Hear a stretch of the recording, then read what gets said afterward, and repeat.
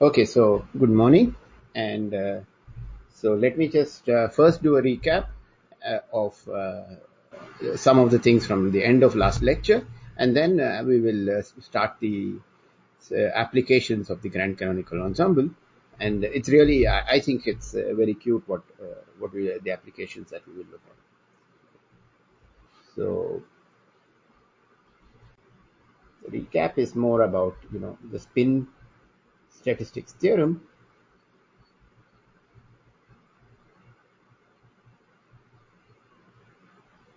Okay, so it just says the following thing that if spin and statistics,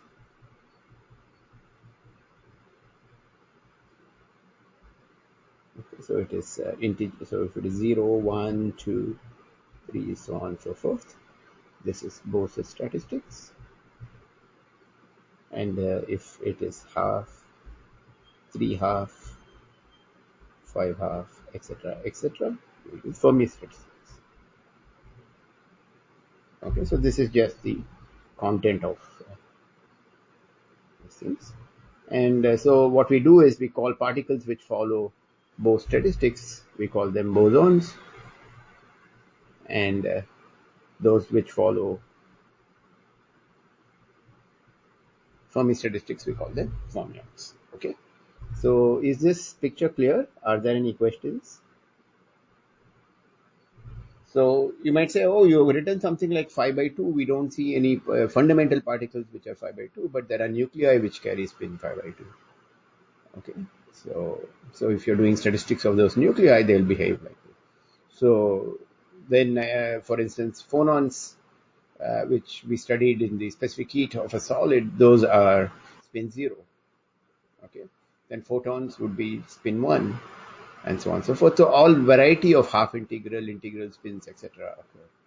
Okay, in nature. So Sir, yeah, so are the well, protons are like bosons, right? And no, neutrons protons also. are not protons. So yeah, so protons, neutrons, electrons, these are spin half. Okay. Okay, so they are fermions.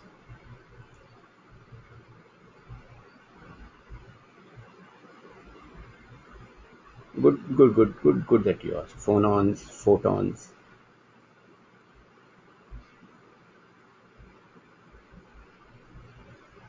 are examples of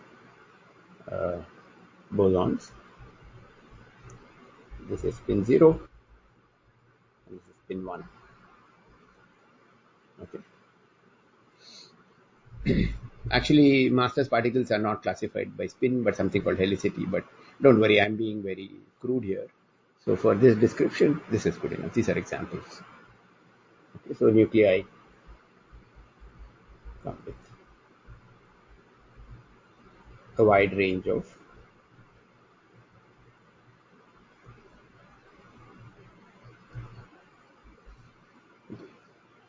So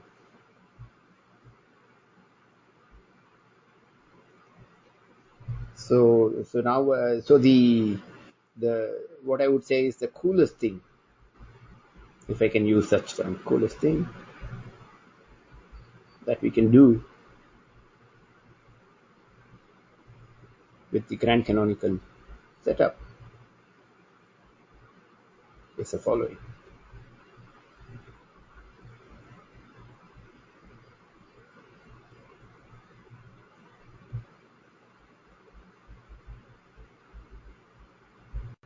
Okay, so let's go back to a problem we did long ago.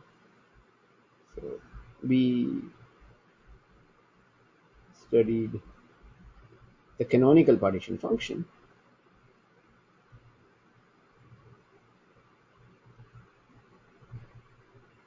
Okay, uh, for a system with 5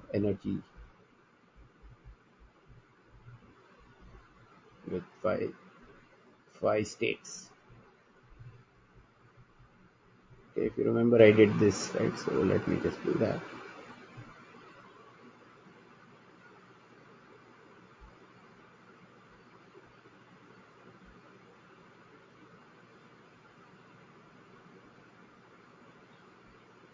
Okay, these are just and so they had energies.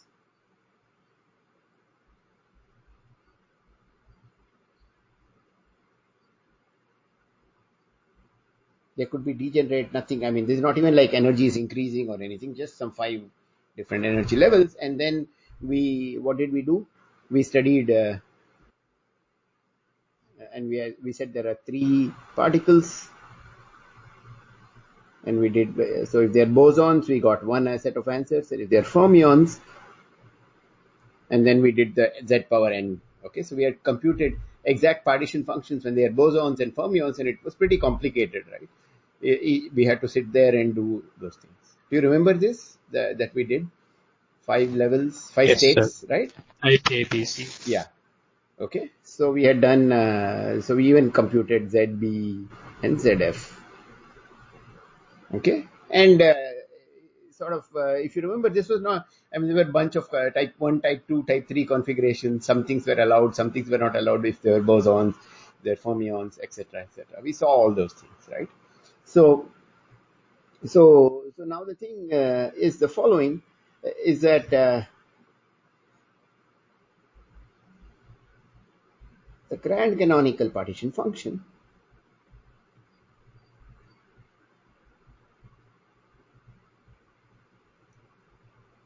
is a lot easier. That's what I meant by the coolest thing. Okay, and the picture is as follows. Okay,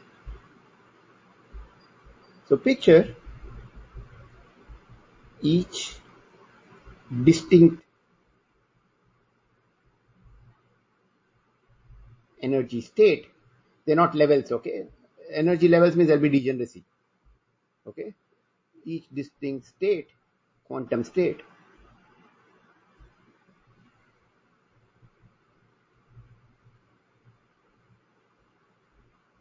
as a box. Okay, so in other words, if you put a particle in that box, it is in that quantum state. That's what it means. Okay, so in our example, we have five boxes.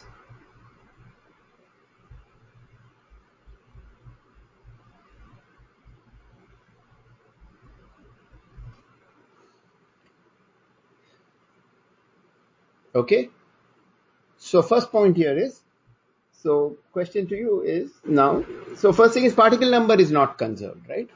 So what is the formula we used was, so there is a chemical potential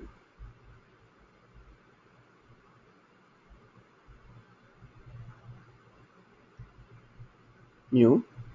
Okay, that is the same for all boxes.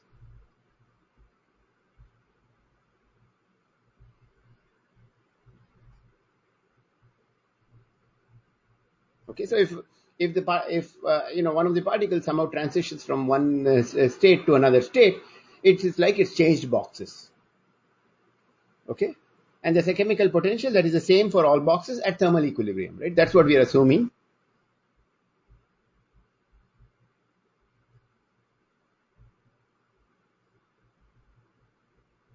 And the boxes are completely distinct. Okay, so let me make a claim is Q, which is the total canonical partition function, is equal to Q1, Q2, Q3, Q4, Q5.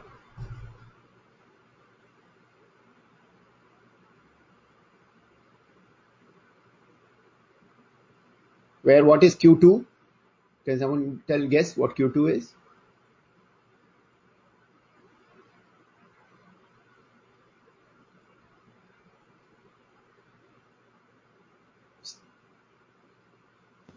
E to the beta No, no, mu. yeah. I mean, just use words, right? Q2 would be what? The grand canonical partition function for box 2. Yes, sir. That's it. I mean, no need to explain what that is. Okay, that's what you're doing, right? So that's it. So it's just so simple. So it just says that I need to compute Qi. Okay. So let's compute. So is this clear? Is this clear what I'm saying? Yes, sir. Okay, it's just a product. So it becomes truly simple. So if we can compute Q1, Q2, Q3 separately, we are done, right? So let's compute.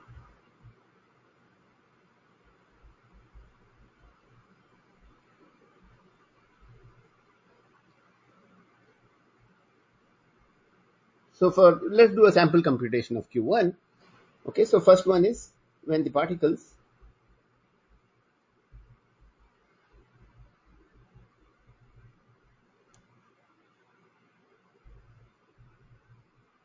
okay. So now so first thing is that if you go back to the problem we did, was that we did a system with 5 states and 3 particles.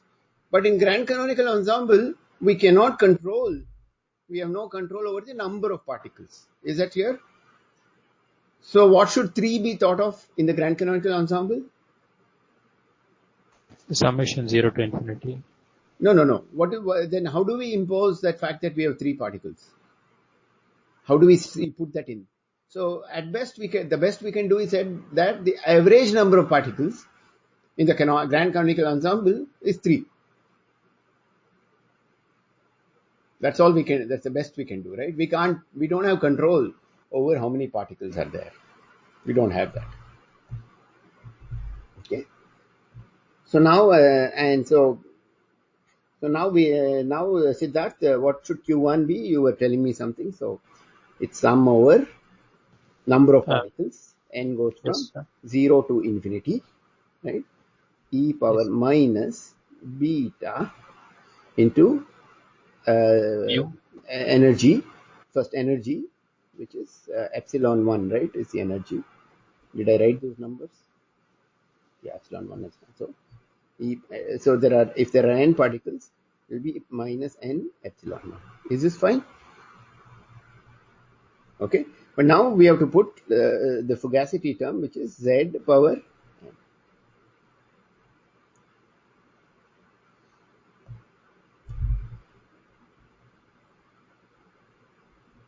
There's no interaction terms, nothing. So I can put, and z is e power beta mu. Okay. So then we get e power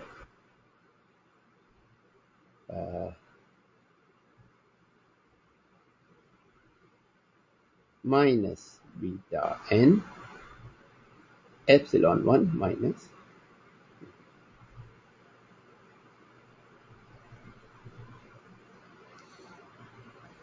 This is okay?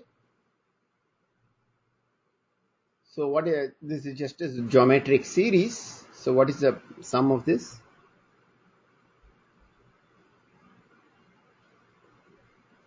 One by one minus e power minus beta.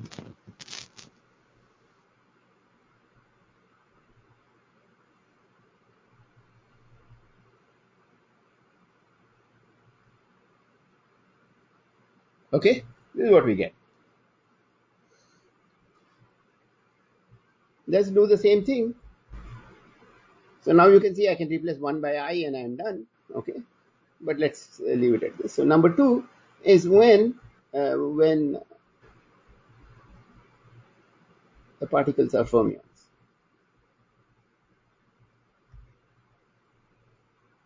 They're identical particles, but they're fermions. Now what is Q1? So let's put a superscript here to remind ourselves that it's bosonic.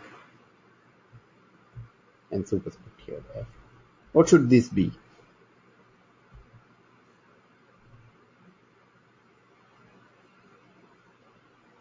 The summation will be from 0 to 1. Oh yeah, exactly. Okay, because there are fermions in this box. I can only put either there can be 0 fermions or there can be 2 fermions.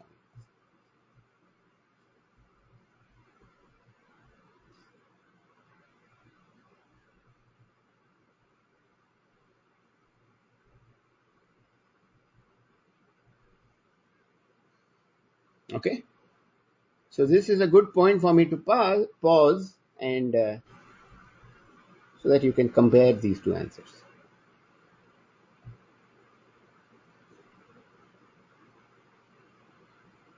Okay, and are there any comments, etc.?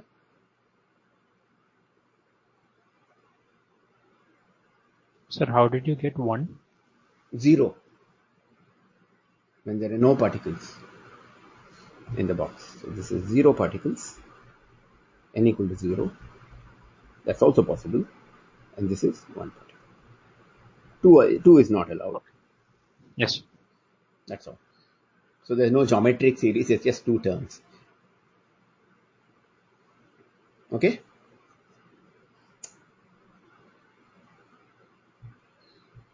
Okay, so now,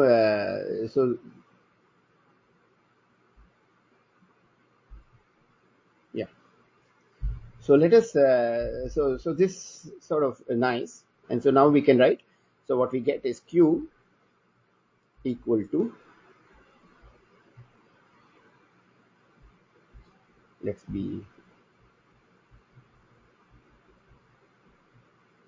5, but I don't need it to go through 5. I can even make it go through. Here I have 5, so I write it like this.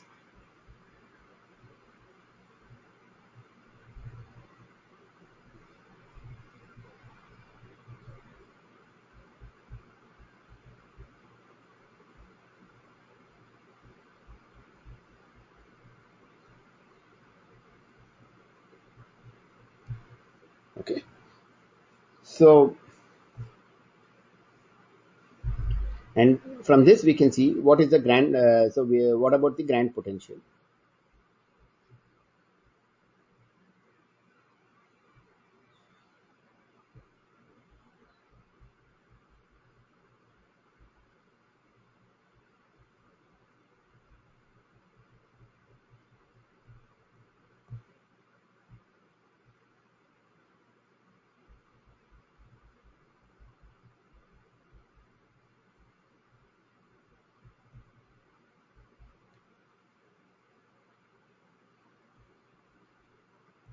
So once we take log, product becomes summation.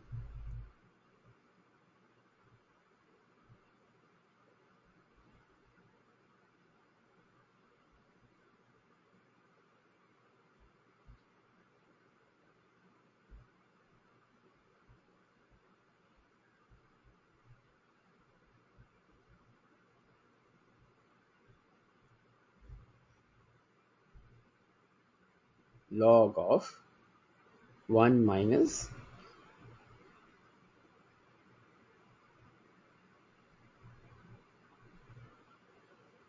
okay, so this is for bosons. And for fermions,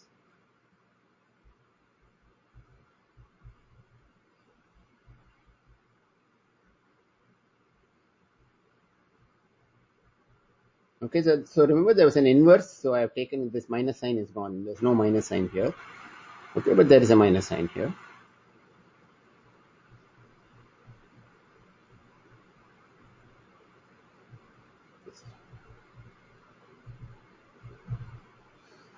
Is this clear? The second one is for fermions and the first one is for bosons.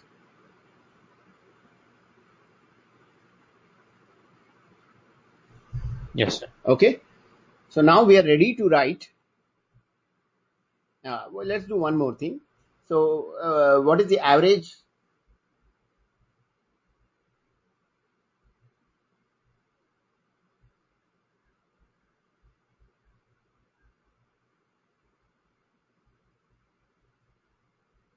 Okay, so what was the relation? So expectation value of the number n. What was this equal to? Some derivative, right? It was.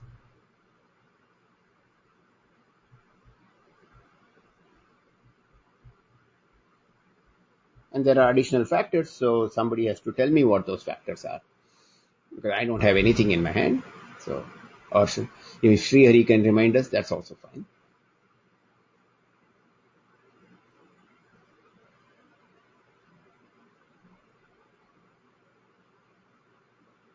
Is there a minus sign somewhere?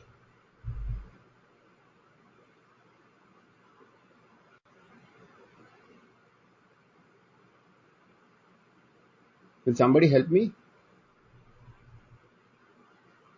Yes, sir. 1 second. Yeah, just look up your notes. You're supposed to have notes. I don't have notes.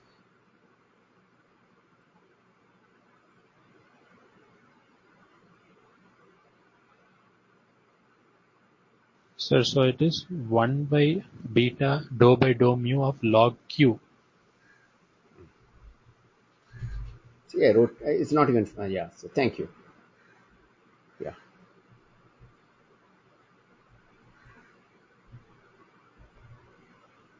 This is what it is? No, sir. 1 by beta. There is no minus sign. 1 by beta.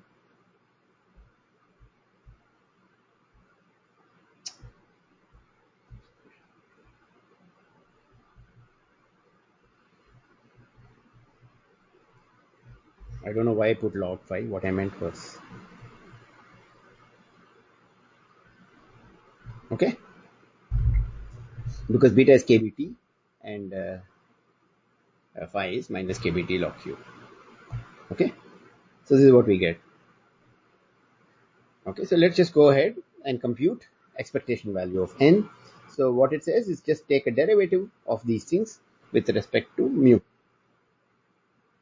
Sir, Yeah.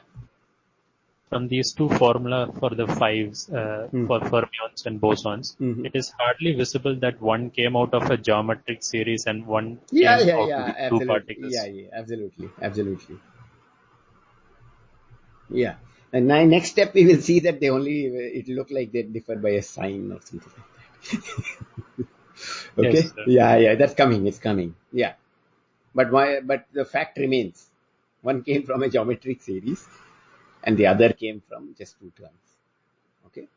And actually, if you so in quantum field theory, there are things which indices which you compute. You assign fermion number, and so a state with one fermion or odd number of fermions, you put a minus sign in the computation. Okay, and what it will do is it will flip this plus sign to minus sign, and they will be just exactly inverses of each other. Okay, and so if you have a product where you have some bunch of fermions and bosons which are related, if you take their product, these terms will cancel and you will get one. Okay, so that's called Bose-Fermi cancellation. Okay. Yeah, absolutely right. It's kind of the next formula will make it totally sort of confusing, but, but there's no confusion. I mean, there's nothing. So let's just do that, right? So we want to take. So we have expressions for phi. So expectation value of n.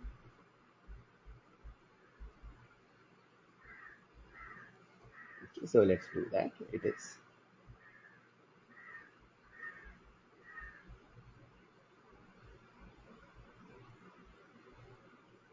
okay. Actually, you can already see that it is pretty vacuous for me to write I equal to 1 to 5. I can just say sum over all energy states and I'm done, right? But let's, for now, let's just push our example through. So we want to take a derivative of this term with respect to mu. So you get 1 by 1 minus something. Okay, so let's do that. 1 by 1 minus e power minus beta times epsilon I minus mu times minus e power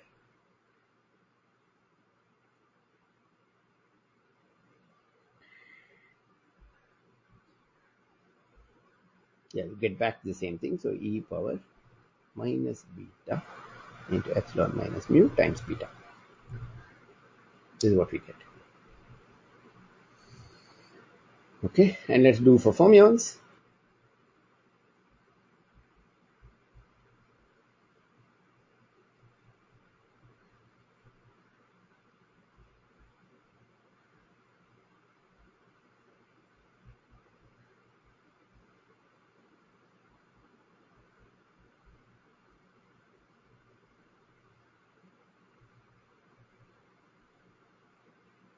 Okay.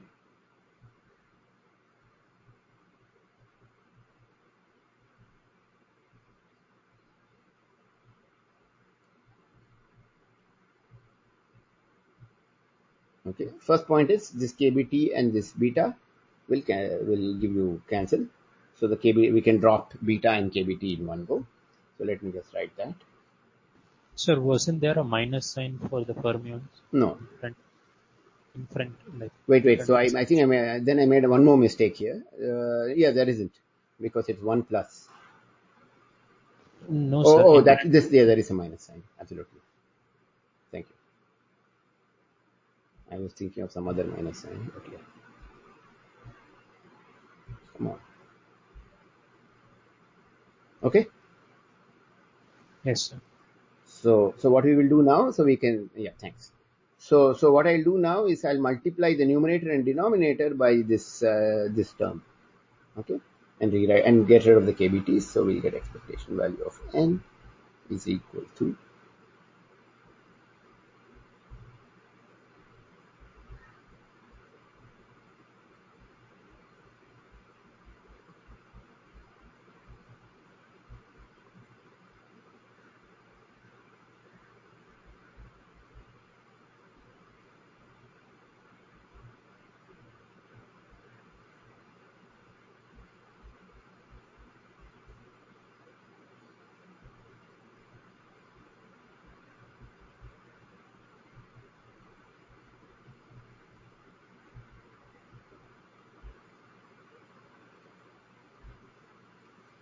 okay.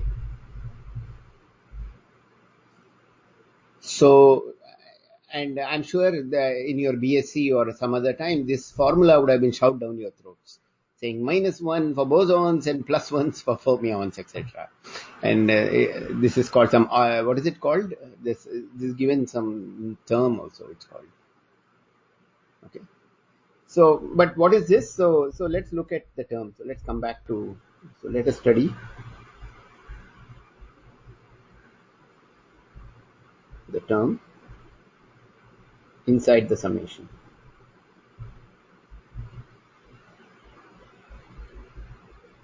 Okay, what does it look like? So it looks like 1 by e power beta epsilon I minus mu minus or plus 1. Okay, so what is this? Okay, so this is the average occupancy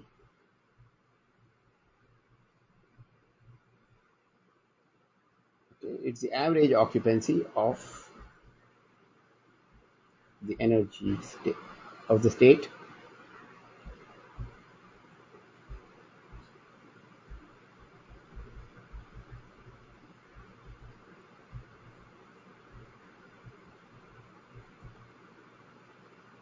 Okay, when the chemical potential is mu, of course. This is what we get.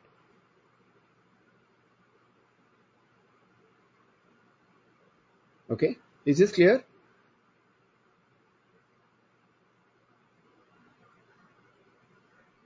Yes. Okay, so minus sign is for bosons and plus sign for fermions.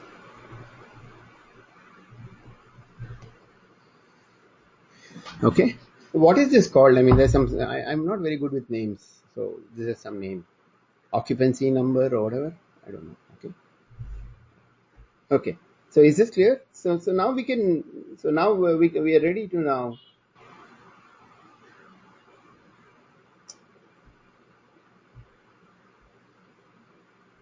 to discuss the general case now.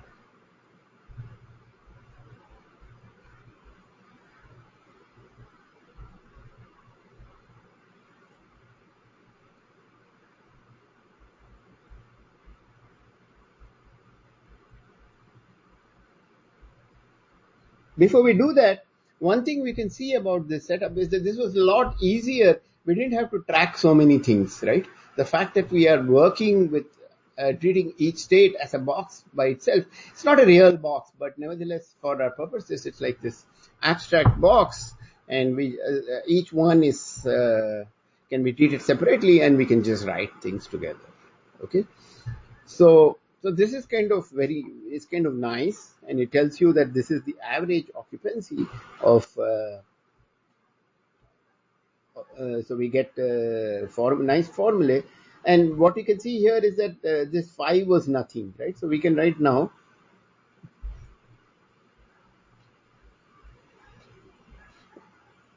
What is it we have to write? Sum over all energy states, not levels.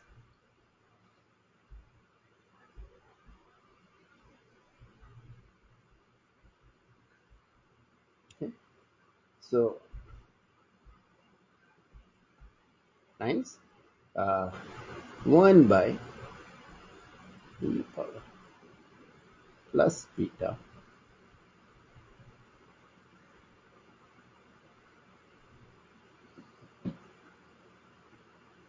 Okay, so let us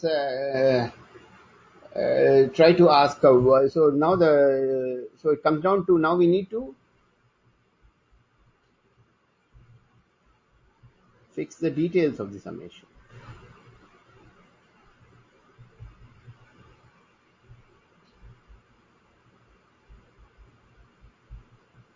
Okay, so let us do some examples. So the simplest example one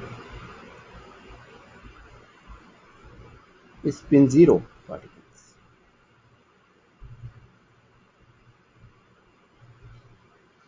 Okay, so so in that case,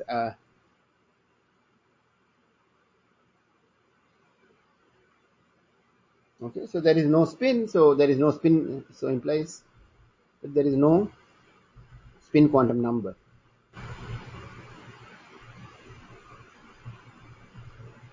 Okay, so because of that,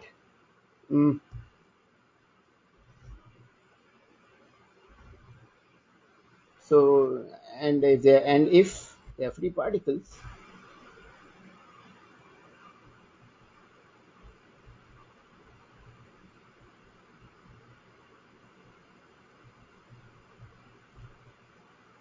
okay, and non-relativistic,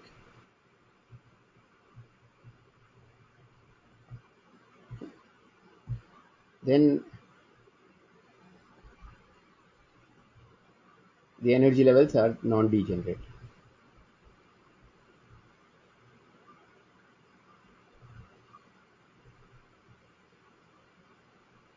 Can be rather can be approximated by what we did before, so can be approximated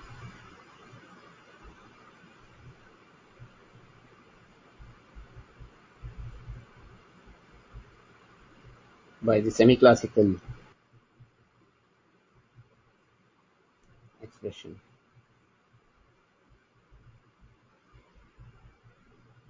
for the density of states.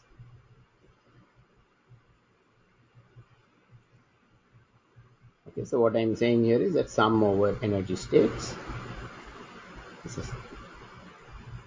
is approximately the same as integral d of epsilon rho, and integration limits go from 0 to infinity.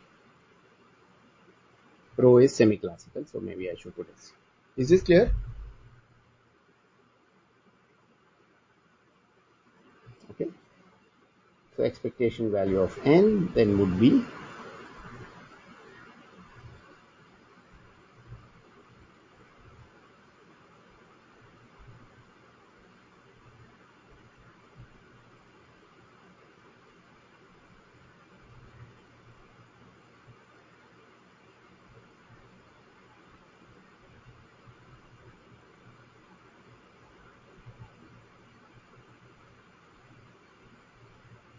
okay. So because it's spin 0, we have to use the bosonic guy. Okay, I won't keep putting subscript rho semicolon. Is this fine?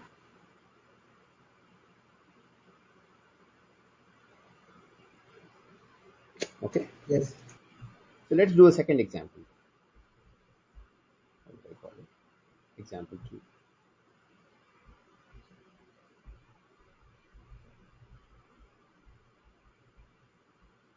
Okay. Again, we'll say free non-relativistic spin half particle. Okay. But now there are spin quantum numbers. Okay. So there are spin quantum numbers. And how many are there? And what are the values? What values can they take?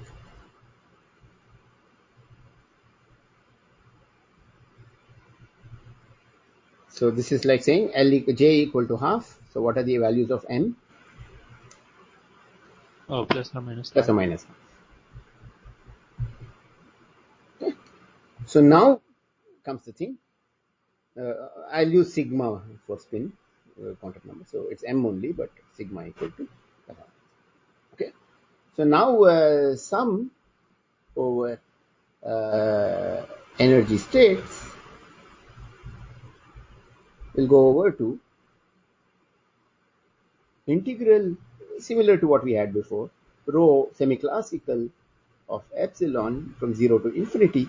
But that's not it, right? If you give me a value of energy, there are two different boxes. One box is corresponding to that value of energy and the spin of the particle being up, and the other one being down, or plus half and minus half. So what is it I have to add to this?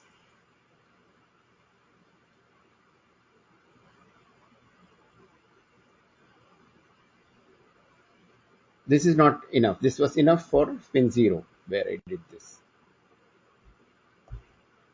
I have to add, so for every value of energy, there are how many possibilities for sigma? 2. Right? So we should write sum over sigma.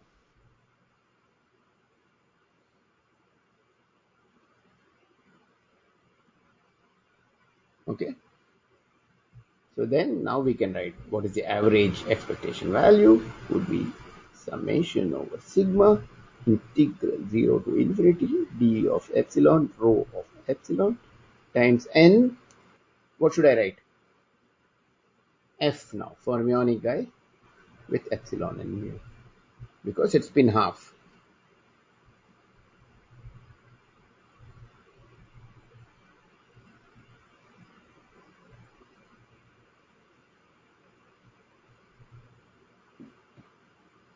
Okay, but since the integrand is independent of sigma the way we have written it for a gas, so summation of sigma will give you a factor of 2.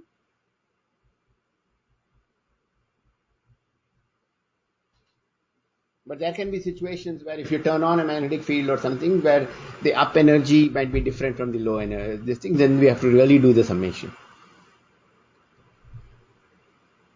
Is this clear what I'm saying? Yes, sir. Okay. So let's do the next example.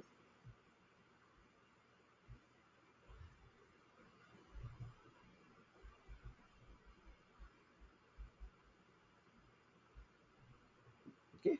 So example 3 is a photon gas. We will do this in more detail. Okay. So, but for a photon, the energy, the dispersion relation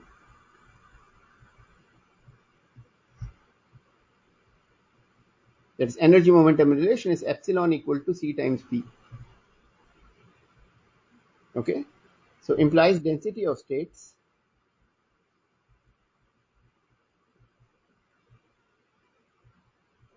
is different from the non-relativistic one.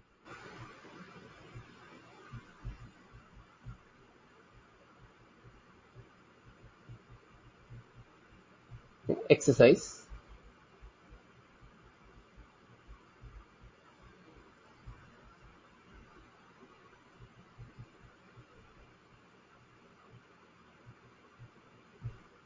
Okay. Now, and so it's actually, yeah, photon gas. This is the dispersion relation of a massless. The photons are massless relativistic particles. There is no non-relativistic photon.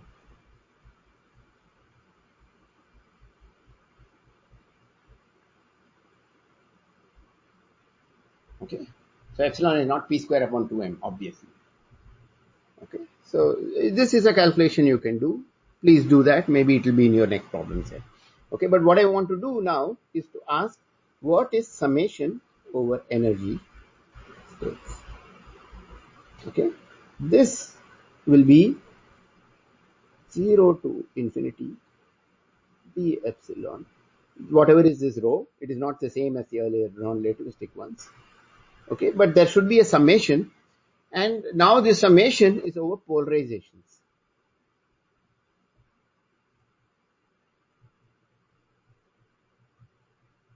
Okay.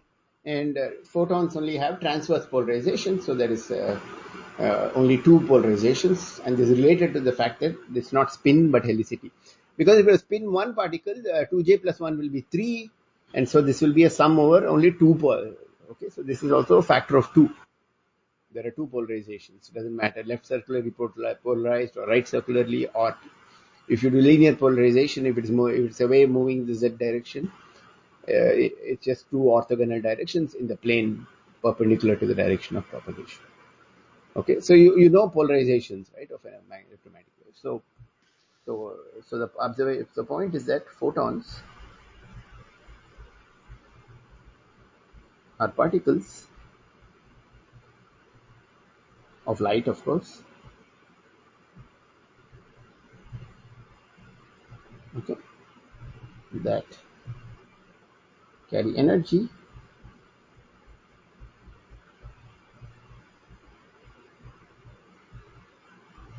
omega and definite polarization and polarization.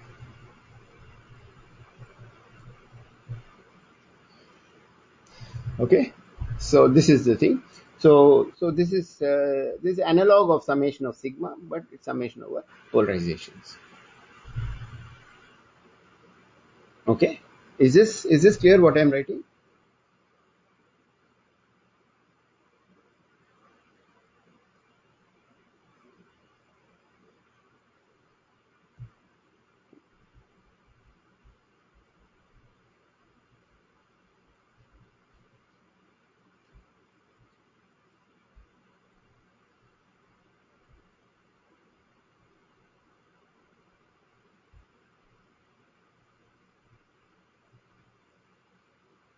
Okay, so I'll make a remark, but we will discuss this when we discuss in more detail. Remark is that mu equal to 0 for photons. Okay, and the other thing is that really there exists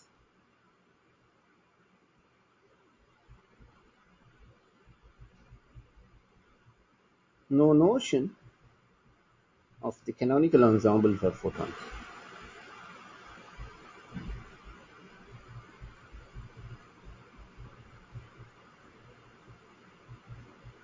Okay, because you may start with say a certain number of photons, but then what will happen is you can have soft photons. There are photons with as small energy as you wish, because omega, there is no condition on omega, right? Omega can be as small as you want, and so epsilon can be as small as you want. So you can so even if you put it in a container, the photons will interact with the thing, and there'll be soft photons completely created. Soft means low energy, extremely low energy, below. So the number, so this average number, will fluctuate a lot.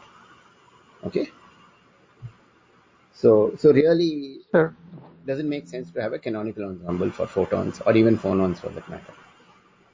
Yeah, go ahead. So this is the second boson that is having zero chemical potential. Do bosons all have zero chemical potential? No, actually no. So if you take any, yeah. So for instance, I made you compute the chemical potential for a regular gas, right? Uh, and then we saw it was negative at high temperatures. So we know that if you have for massive particles, whether they are bosons or fermions, at the end of the day, at some high temperature and low densities, it should match our ideal gas, right? So for the ideal gas, we know it is negative at high temperatures and low this thing, and whatever we do, that has to match. Okay, but photon gas is not that, right? Photon gas will not fit into that scheme, because first thing is it's not non-relativistic, it's relativistic among other things, and it's massless. Okay, so we have to do it completely from scratch. Okay. Okay. So last example, and I'll finish, and we will come back to these examples. It's just example 4 is massive spin 1 particle.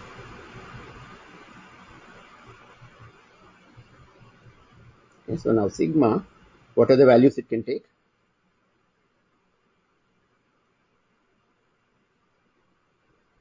m values 0 plus 1. So there are 3 values it can take.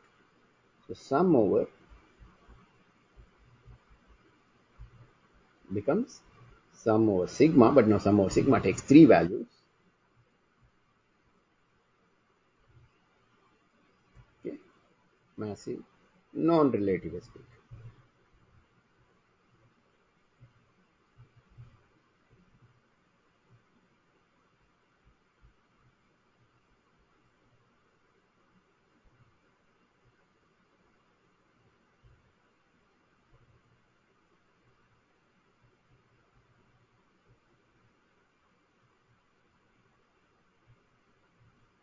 Okay, so here I will not say mu is 0, Siddharth. Here I cannot say that, because this is the case which we would match on to some photon gas or something like that, right? But here's one more, or spin 0 case with mass, non-zero mass. Okay. Okay, sir. But phonons we saw again, they were massless. So their dispersion relation was similar to that of the photon, except that here the c was the speed of light and the incredible speed of sound. Okay. That's what is the difference between the two. Okay. So this is a very good point for me to stop. And so what we see is that second quantization really, not second quantization, the grand canonical partition function actually makes life a lot easier. And today I sort of did a survey of a whole bunch of different examples, but each thing, the details are very different. And so, as they say, the devil is in the details. We will work out the details of the various things. So we'll start next week with the photon gas, and we will recover the black body spectra, radiation spectrum, etc. And from that, so it's just a gas of photons. Okay, and that's what we just have to do details, so we can work out what is phi, what is the various things we can work out, and we can match with experimental data. Okay. So I'll stop here and pause for questions.